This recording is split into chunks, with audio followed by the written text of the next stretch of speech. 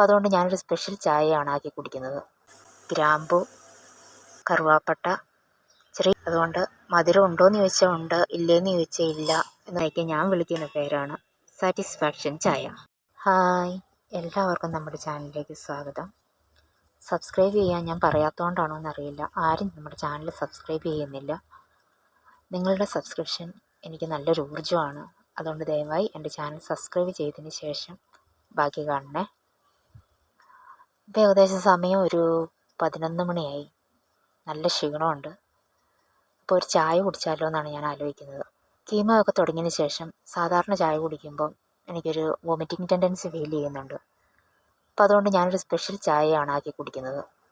അപ്പോൾ എൻ്റെ സ്പെഷ്യൽ ചായ എങ്ങനെയാണ് ആക്കുന്നതെന്ന് ഞാൻ നിങ്ങൾക്ക് കാണിച്ചു തരാം.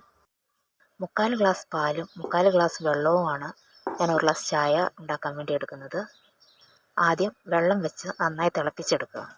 തിളച്ചതിന് ശേഷം കുറച്ച് ഏലക്ക, ഗ്രാമ്പു, കറുവാപ്പട്ട, ചെറിയ കഷ്ണം ഇഞ്ചി എന്നിവ വെള്ളത്തിലേക്കിട്ട് ഒന്നുകൂടി തിളപ്പിക്കുക. ഒരു 10 സെക്കൻഡ് തിളച്ചാൽ മതിയാവും. അതിനുശേഷം ചായപ്പൊടി ഇട്ട് വീണ്ടും ഒരു 10 സെക്കൻഡ് കൂടെ തിളക്കട്ടെ. നന്നായി തിളച്ച് വരുമ്പോൾ പാലൊഴിക്കുക. പാല് തിളച്ച് പൊങ്ങി വന്നതിന് ശേഷം ഒരു 1 മിനിറ്റ് ഇതിനെ ചെറിയ ഫ്ലെയിമിലിട്ട് നന്നായി തിളപ്പിച്ചെടുക്കുക. ഇനി ചായ മാറ്റി വെക്കാം. ഒരു ഗ്ലാസ് എടുത്ത് അതിലേക്ക് കുറച്ച് പഞ്ചസാര ഇടുക. എനിക്ക് ഷുഗറുണ്ട്, അതുകൊണ്ട് മധുരം ഉണ്ടോയെന്ന് ചോദിച്ചാൽ ഉണ്ട്, ഇല്ലേന്ന് ചോദിച്ചാൽ ഇല്ല എന്ന് പറയത്തക്ക രീതിയിൽ വളരെ കുറച്ച് പഞ്ചസാര മാത്രമാണ് ഞാൻ ചേർക്കുന്നത്. പഞ്ചസാര ചേർത്തതിന് ശേഷം ഒരു 3-4 തവണ നന്നായി അടിച്ചെടുക്കുക. അപ്പോൾ ചായ റെഡി ആയിട്ടുണ്ട്. ഈ ചായക്ക് ഞാൻ വിളിക്കുന്ന പേരാണ് സാറ്റിസ്ഫാക്ഷൻ ചായ. ചായ ആരോഗ്യത്തിന് നല്ലതാണോ അല്ലയോ എന്ന് ചോദിച്ചാൽ എനിക്കറിയില്ല.